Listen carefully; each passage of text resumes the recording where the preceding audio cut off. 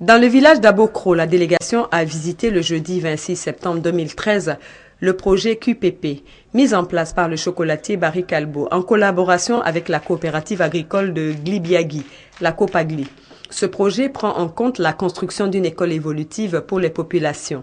Cette école est composée de 3 salles de classe, d'une cantine, d'un bureau pour le directeur, de 3 logements pour les instituteurs et d'un logement pour l'infirmier, de nouvelles latrines et d'une infirmerie.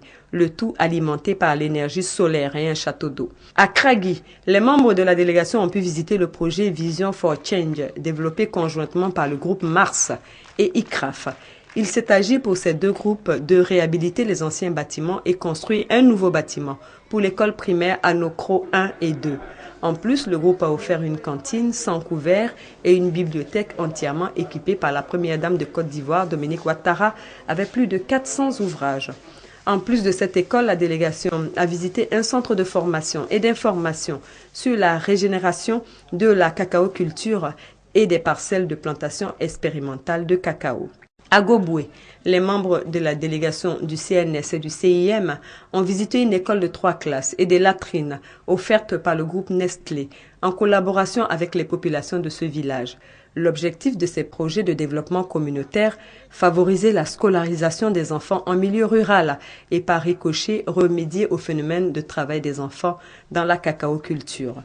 Profitant de cette occasion pour faire d'une pierre 2 coups, Madame Yao Patricia Sylvie, secrétaire exécutive du CNS, par ailleurs directeur de cabinet de la Première Dame, a sensibilisé les populations de ces 3 localités sur la nécessité d'éviter des travaux dangereux aux enfants. Car pour l'émissaire de la Première Dame, la place des enfants est à l'école et non dans les plantations de cacao. L'enfant, ce n'est pas à lui de mettre le feu pour brûler la plantation qu'on veut créer.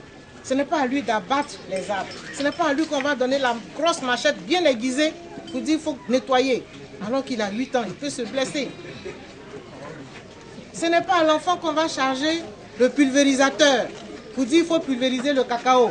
En outre, Madame Yao Patricia Sylvie a invité ses sœurs des différentes localités visitées à adhérer au vaste programme de financement des activités des femmes mis en place par Madame Dominique Ouattara à travers le Fonds d'appui aux femmes de Côte d'Ivoire, FAFSI.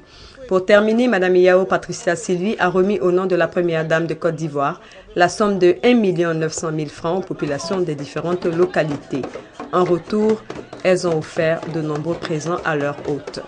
En marge de cette visite, l'équipe du Comité national de surveillance et du Comité interministériel a pu visiter à Soubré le terrain du futur centre de transit pour les enfants victimes de traite et d'exploitation.